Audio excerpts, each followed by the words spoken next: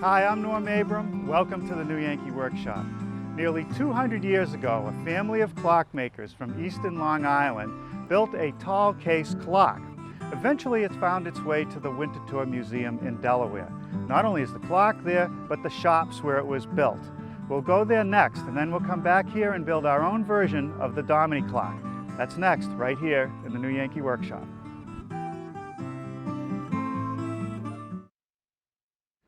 It's been a while, Greg, since we've been here to visit you at Winterthur, and I love coming here because you have such a great collection of American antiques. Is there a collection anywhere in this country, or in the world for that matter, that's any better? Well, Norm, it's a pleasure having you here. And no, there's not another collection that surpasses what is here at Winterthur. It is the premier collection of American decorative arts. And since you were here last, we have a new acquisition, and that is this tall case clock. Wow, that's a pretty impressive piece. What can you tell me about that? Well, it dates around 1740. It was made in Philadelphia. Peter Stretch made the works, and the case by a cabinetmaker that yet is to be discovered. Now, you must see hundreds of clocks like this. What makes this one so remarkable? A number of things. Look at the very top of the bonnet and the sarcophagus. That is the OG molding at the top.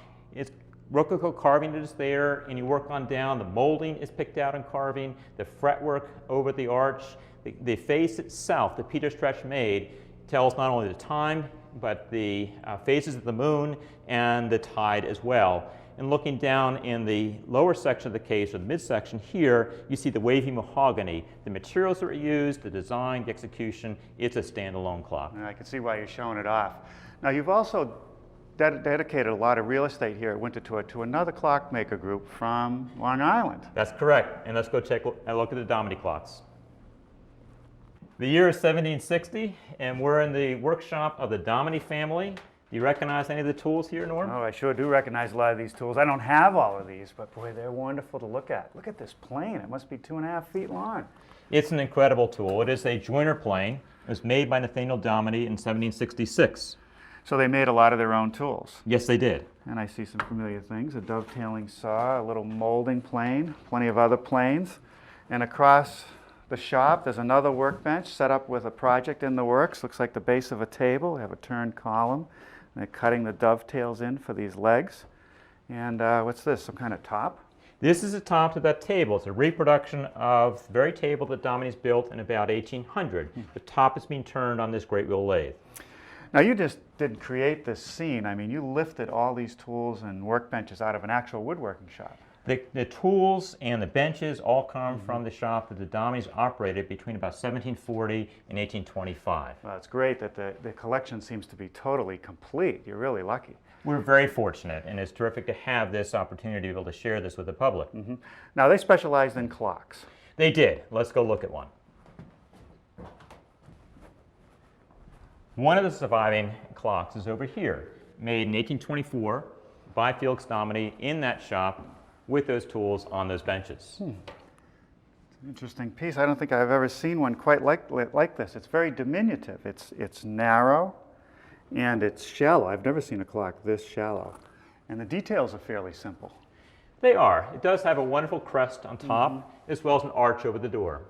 Appears to be made out of pine, possibly. That's correct, white pine. And it looks like a stain because you can still see the grain. Can I see behind the door? Let's take a look. Oh, so there's another frame that mimics the shape of the door. That's right. What about the clock face? The face is wood. It's actually cherry. It's been painted then with the numbers in the background paint. Really? Now, I only see one wind-up mechanism there. That's because this is a timepiece, not a chimed clock. I see. So it has no chimes to on the hour. That's right. But it does have a pendulum. It does. It's down in the waist of the clock.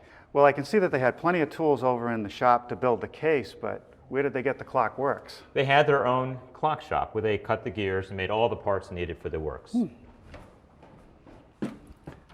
Wow, this is a tiny little shop and filled with tools, none of which I recognize, except maybe this one right here, this tiny little mallet. These are all metalworking tools that the Dominys used to make the parts for their clocks. And what was this device used for? It's an amazing piece of equipment. This was used to cut the gears for each precise part of each clock. Wow. It's amazing that back in those days, using this type of equipment, they could build a clock that was very accurate. It really is incredible. Well, you know what I'd like to do, Greg? I'd like to take some measurements and a few photographs of that clock, and then we'd be able to build our own version back at the New Yankee workshop. Be pleased to help you with that. All right. Well, here it is, our version of the Dominy clock from Winterthur. And it's a pretty faithful reproduction. One thing I noticed when I was at Winterthur is that they had secured the clock to the wall, and that's a good idea because it's a bit top heavy and I don't want it to fall over. So when I bring it home, I'm going to put a little bracket against the wall. Now let's look at some of the details. I've built ours out of poplar because we're going to paint it. And starting down here at the bottom, you see a low base with a little decorative edge.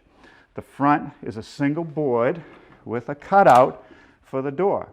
And don't bother looking for a pendulum inside because there is none. We're using a quartz movement. If you go up a little bit higher, you can see this molding that wraps below the bonnet, a hinged door behind which sits another frame panel, and then there's the clock face and the dial board. Up at the very top, a decorative crest. Now, if you'd like to build your own version of the Dominy clock, a measure drawing will be available with the materials list, and you'll hear more about that before the program ends. As with so many of my projects, the first thing I did was make a full-scale drawing on this board. Here you see the bonnet and all the details that I'm going to need, and I'll refer to this frequently as I build the project.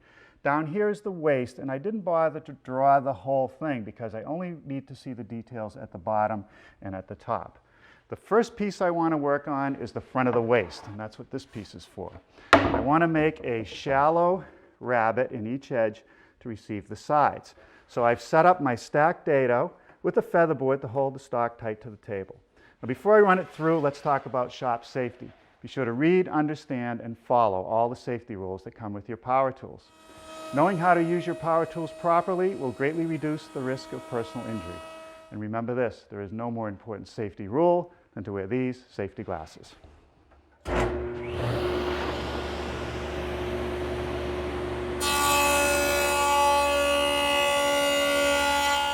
Now let's take a look at the prototype. I'm going to spin around and show you the back.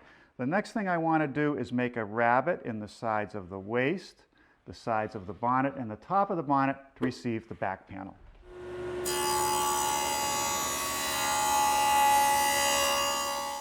Here's the back for the clock. It's a piece of 1/2-inch plywood. I need to notch each edge all the way up to this point and then cross-cut it where it meets the bonnet. This series of holes will be for the screws, which will secure the back to the sides.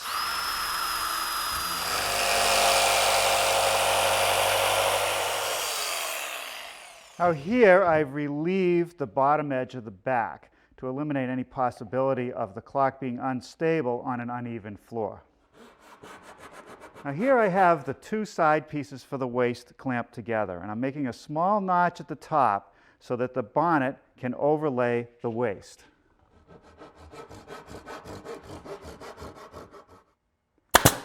Now this is the first step of the assembly. I've installed the bottom on the case. It's installed with glue and brads, and here's the front, and you can see that this is held back so it'll receive that rabbet. And here's the other side. The antique clock had a hinged door, so they would have access to the pendulum. Since we don't have a pendulum, we don't have that need. In fact, I could have fixed this door closed. However, I want access to the inside of the clock, so I can shellac it from bottom to top. So I'm going to make the back removable as well.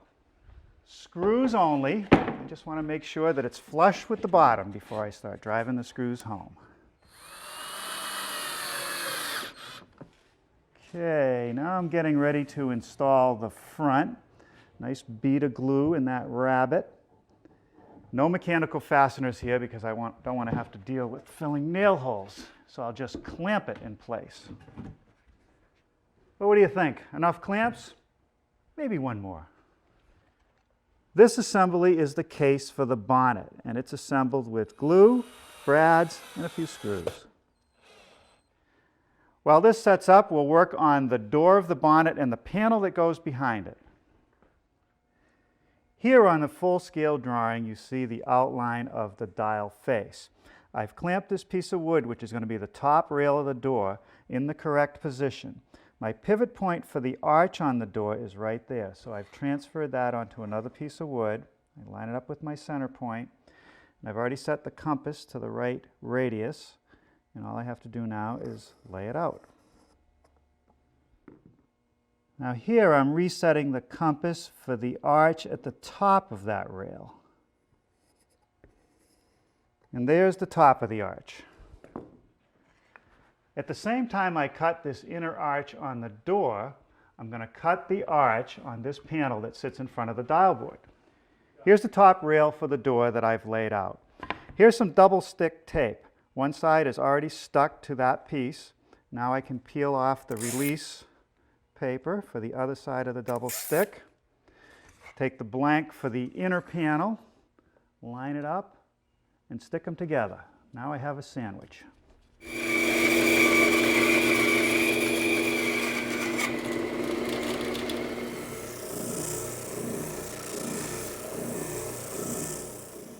Before I separate these two pieces, I want to route the bead along the arc.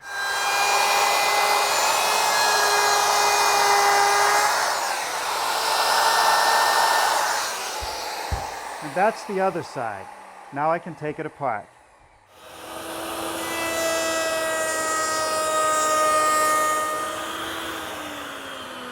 The bead on all the straight pieces can be done here at the router table using the same bit. The parts of the door are joined together with mortise and tenon joinery. Here's the tenon, there's the mortise. Now, I like to cut the mortises first.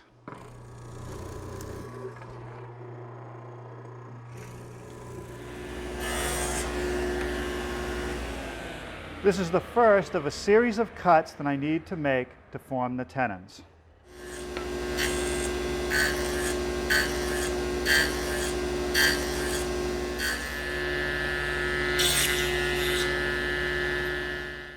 Now if you look at the joint, you can see that it comes along square on the flat part and it's mitered at the bead.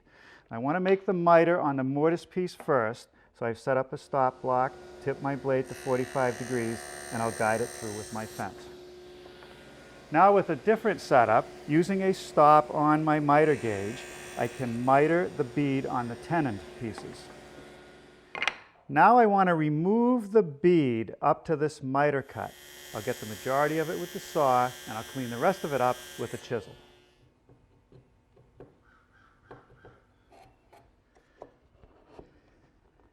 Okay, that's good. Before I assemble the door, I want to complete the top rail by making a straight cut in from each end and then completing the arch.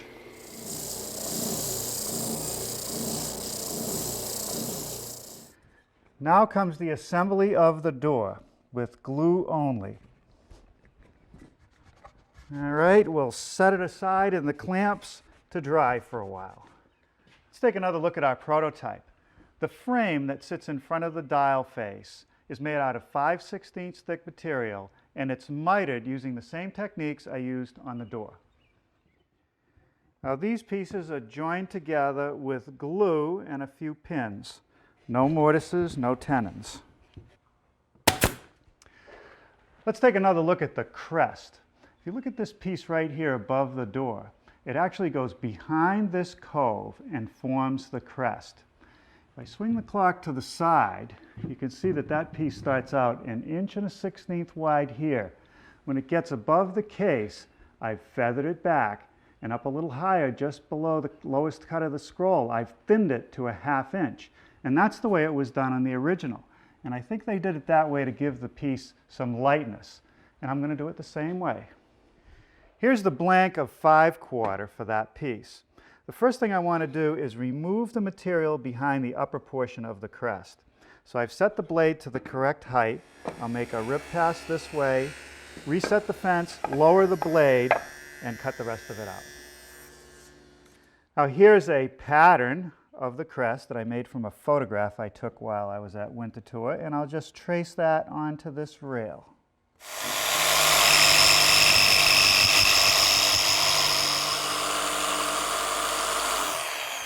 Well, we got a good start on our clock today. Before I leave tonight, I'll finish cutting out this crest, and tomorrow we should easily finish the clock. Well, good morning. Last night I continued working on that crest and I pulled off the bonnet so I can show you the details of the crest. Now on the antique original, not only did they remove material at the top edge to make it look light, but they also feathered it back. So what I'm going to do today with this one is take a router and start to remove some of that material.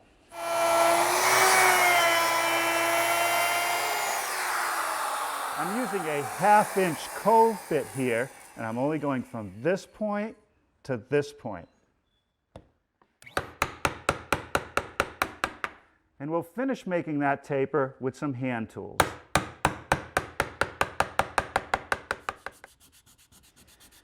Okay, now that that's complete, I can cut out the arch on the front. Well, now I'm ready to attach this crest. A little bit of glue. I'll line it up on my marks, clamp it, and then nail it from the back side. Now I want to remove the excess of this piece that comes through the case because I don't want to see that from the side.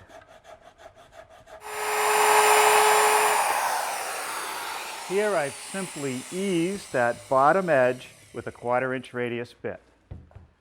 Let's look at the prototype again. There's a molding, a deep cove that runs along the side, comes around the front, and arches up over the case.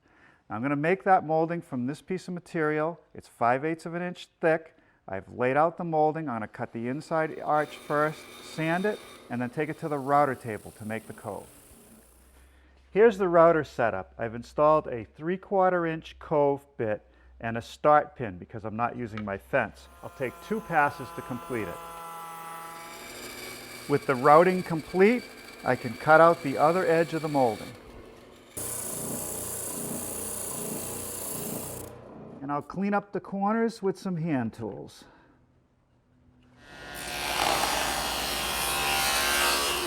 Here I've taken a piece of 5/8 inch thick straight stock, run it through the router to create the cove, and now I've ripped it for the straight pieces. Now I have to miter the corners. So I've carefully marked the arched piece, and we'll cut a miter on each end. A little bit of glue and some pin nails to fasten the moldings. Now a couple more steps on the inside of this bonnet.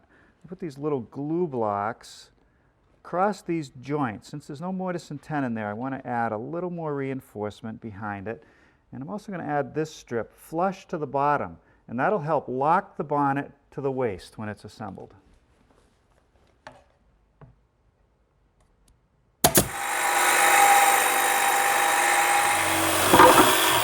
Okay, that takes care of the door opening, and while I have the jigsaw out, I want to make this little arched cut at the base of the waist. Here's the blank for the door. The first thing I want to do is make a bead around the edge.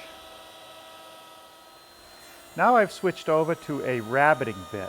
Because this is an overlay door, I need a rabbet on all 4 edges.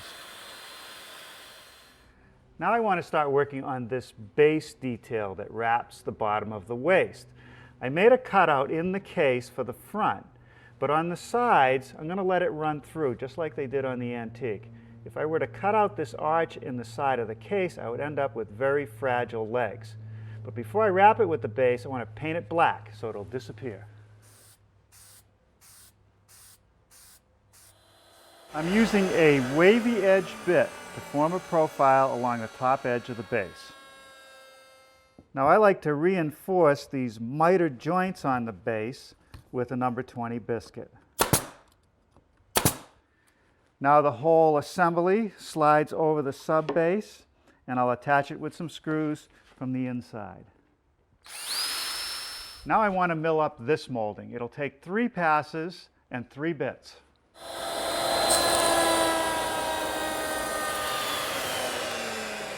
I'm going to get 2 pieces of molding out of this 1.5 inch thick blank. I've just made the first pass with a 1/2 inch half round bit. I've reinstalled the 3/4 inch radius cove bit, and I've removed the guide bearing because I'm using my fence and I don't want the bearing to hit the bead that I just made. It's going to take 2 passes to get to where I want. Now I've installed a 1/4-inch radius bit and also removed the bearing for clearance. I'm going to run the pieces on edge for the final pass. We wrap this, just like we did with the other moldings, with some glue and nails. Now this 3/4-inch piece of plywood is for the dial board. I've just drilled a hole for the clock works. It'll come through here for our hands. I'm going to drill another hole here partway through. It would be for a wind-up movement, but in this case, it's going to be purely decorative.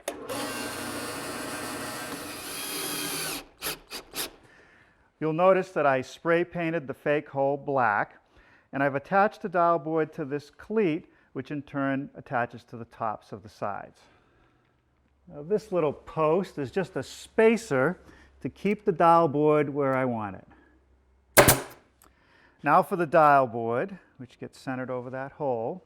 Here's the quartz movement, and we'll include the information of where to get the movement, the dial board, and the hands in the measured drawing.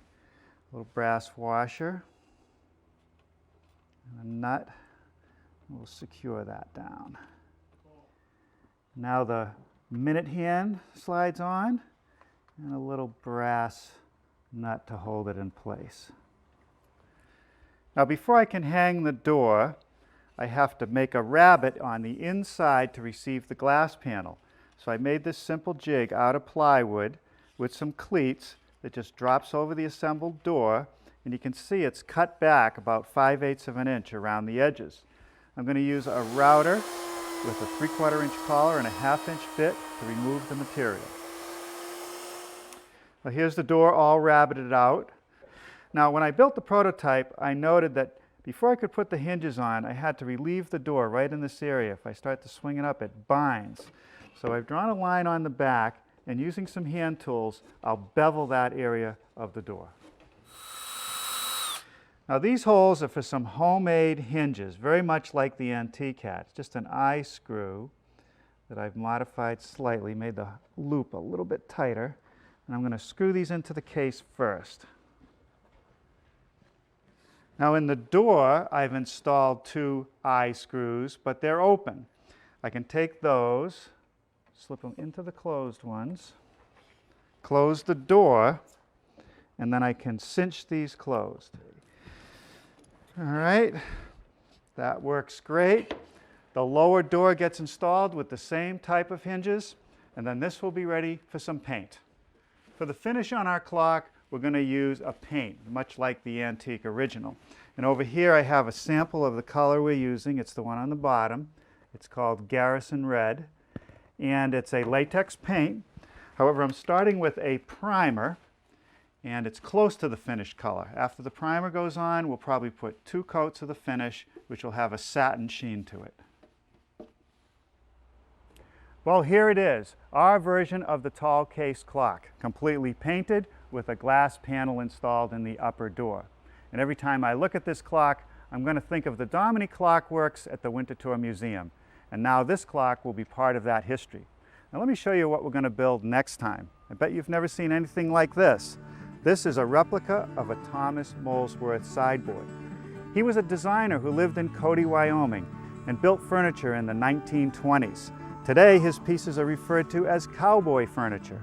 Next time, we'll take you to Jackson Hole, Wyoming, show you the antique that inspired our piece, and then I'll come back here and show you how to build and finish a piece of Thomas Molesworth furniture. That's next time right here in the New Yankee Workshop.